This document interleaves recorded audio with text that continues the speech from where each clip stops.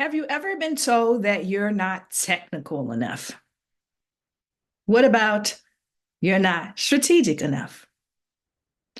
Well, these are some challenges for engineers. This topic about introverted leadership is part two, and it's from engineer to innovator. Hi, my name is Alicia M. Morgan. I am an aerospace and industrial engineer.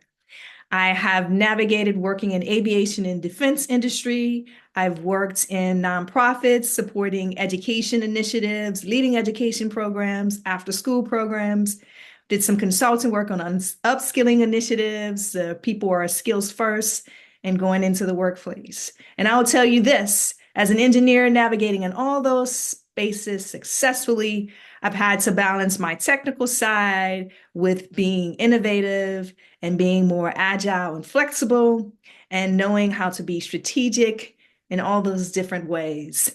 And I was asked recently how I'm able to navigate all these spaces and gain buy-in. I can tell you that it's all about my skill set, my human capital, but it's the ability to lead with empathy and be strategic. And I know that people talk a lot about empathy, and a huge part of that is empathy mapping, knowing what people think, feel, hear, and see. And to get to that journey, you really want to understand the technical aspect of people's work because no matter what industry you're in, there's some technical aspects of it. Whether you're in nonprofits running programs, there's some element of technology in it. If you are in aviation defense, there's some regulations of FAA regulations, healthcare, there's some healthcare regulations. And when you're working with different stakeholders, you want to understand how they do their day-to-day work. And if you can spend some time, the day in the life, really getting to know what they do, understand the tactical, what they do, and prove that you're not only capable of what you're doing, but you're also reliable, you will begin to gain that trust that you need. There's an analytical aspect of it, right? What is your approach? And being an innovator, a lot of things are different. You don't have a structured plan. You have to learn how to be ambiguous. I had some challenges with that earlier in my career. I had a manager tell me that I want to know a structured path too much. I want to know a plan. I am project management certified, so I understand in some environments that are highly regulated, we want to know all the steps. But in this day and age, a lot of things have come to the surface that we have to learn on the fly. We have to be able to think outside the box. And my journey there is that it was hands-on. I learned in industry in many different ways. And the way to navigate things that are ambiguous is to ask more questions. And what empathy mapping helps you do is you understand what people think, feel, hear, and see. And in the innovator's journey, you're mapping, you're coming up with ideas and figuring out how to mobilize those ideas. And then a large part of that is advocacy and screening. My heightened awareness of that became when I was in not working in nonprofit while working in nonprofits, because you come up with a solution that's proposed solution to a problem that's mission driven, and you have to really understand the advocacy part of it. There are so many different partners that are involved. If you want to take it to a technical standpoint, when you think about a RACI chart, we think about people who are responsible and accountable. We may hold them in higher regard. You have to consult people, but then there's the people that need to be informed about what you do. They're adjacent to what you do. They may not directly get your solution or product or service, but they are impacted. And really going through that process involves you talking to people, really getting to know them better, and really figuring out how you can bridge your analytical skills, your strategy skills, and how you can lead more with innovation. Ideally, leading with innovation is about winning resources. So it's not just about, okay, I have all these amazing skills. I have led teams in many different dynamic environments. I've got team achievement awards for our teams to show that they're high performing. We have regulations that we need to follow in that capacity, and all these things happen. But to be an engineer, that technical person, to get to that strategy, to get to that innovation, you have to be able to win the resources.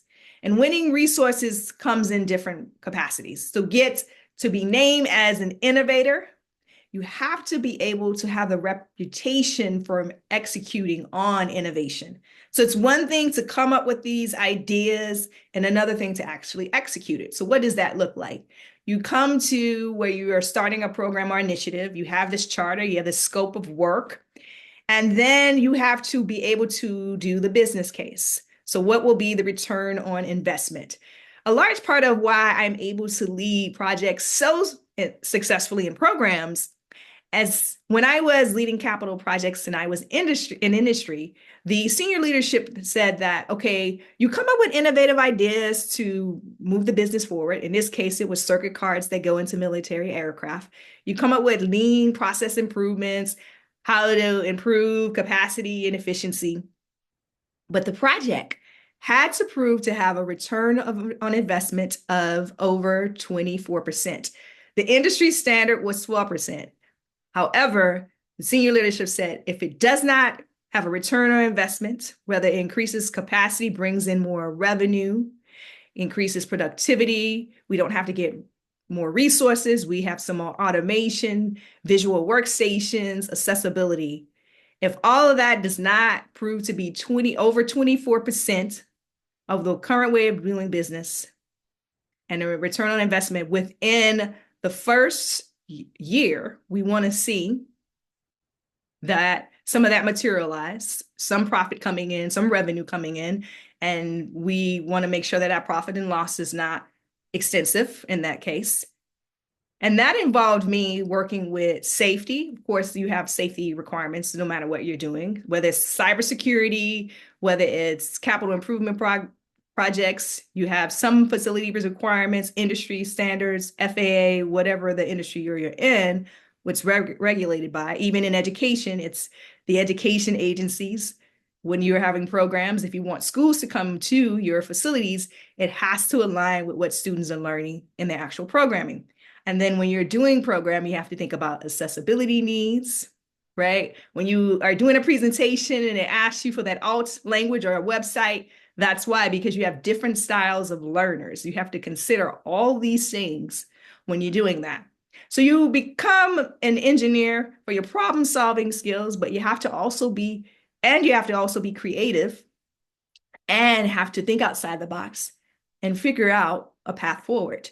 If you're going to go from an engineer which has detailed plans, structures in place, you have your scope, your time, and your cost, and you come up with your plan in advance. If you're used to all that being the case all of the time, you will struggle with being an innovator because you won't have what's the path forward.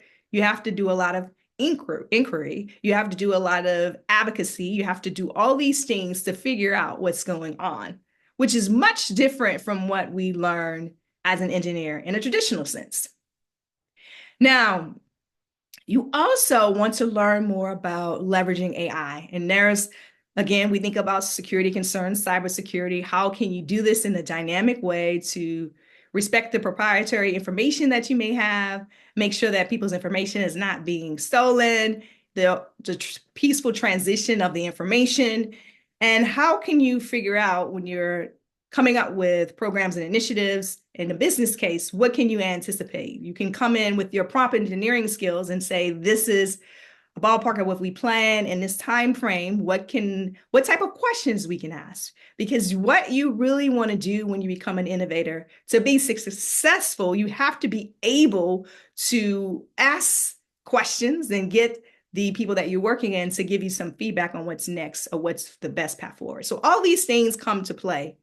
Now, it is a journey. And as I talked about in the first part about building trust and finding your voice as an introverted leader, you really have to understand the 4 factors of trust. Those things still matter. So the humanity of all, what you're doing, what is it advancing? Transparency, being as open and honest as possible to say what you know at a given moment. Then you are capable, of course, when you say you can do something. And then are you reliable? When you've proven that you are reliable and capable, transparent, you want to get all those 4 factors and trust into place. And when you are proven that you are reliable and capable, people will give you some leeway if things don't always go as planned, because You will experience some failures. Things just happen along the way, unanticipated risks. You can plan as much as you want, but things happen outside of your control. And how can you bounce back and recover when those things occur?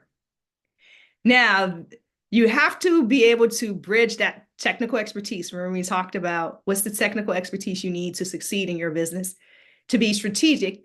And so what you have to understand is as you transition from an innovator into a strategic leader, that technical expertise will help you understand that when you're going on and doing something innovative, you have to understand the tactical day-to-day work that is involved to get that moving forward. And that is a part of understanding the role of an innovator, to get all those people together and to be able to present your business case in a solid format with your executive summary, your planned financials, and all of those things. But you have to be able to communicate that information for technical and non-technical people. And that's a challenge for people that are engineers, that you have all these acronyms or whatever your expertise is. You may not necessarily be an engineer, but a technical person. How do I translate that information in a way that everyone can understand? So all those things come into play. So remember, you're finding your voice, you're building those 4 factors of trust, you're regaining trust after trust falls, or you're stretching your trust. You are understanding how you are technical, but you need to also be strategic and intentional and innovative and how to get that forward, building business case, getting buy-in, understanding that the collaboration tools that you will use is another important factor. So those collaboration we choose you use, whether it's Monday.com, Slack, SharePoint, and in some agile environments, you use Jira, Confluence. None of those tools work well if you can't communicate in a clear, compelling, and concise manner.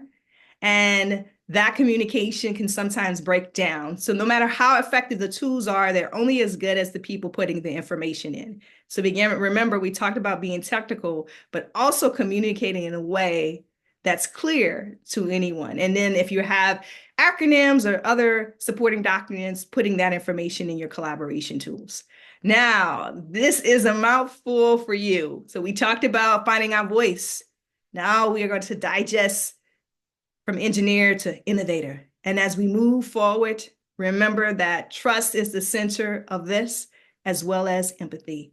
So figure out each day how you can continue to build trust, retain that trust if it breaks down, and then how you can go from the engineer or the technical mindset to the mindset of an innovator. And remember, everyone is an innovator. Each day you can look at something that you're doing naturally and how it can be improved and taken it to a next level.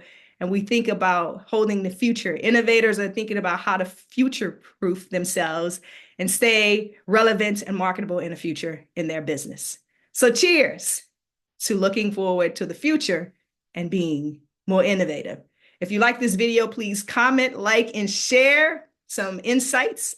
If you are a technical person that has moved on to being more innovative, and what are your best strategies for doing so? So until next time, remember, we're all innovators.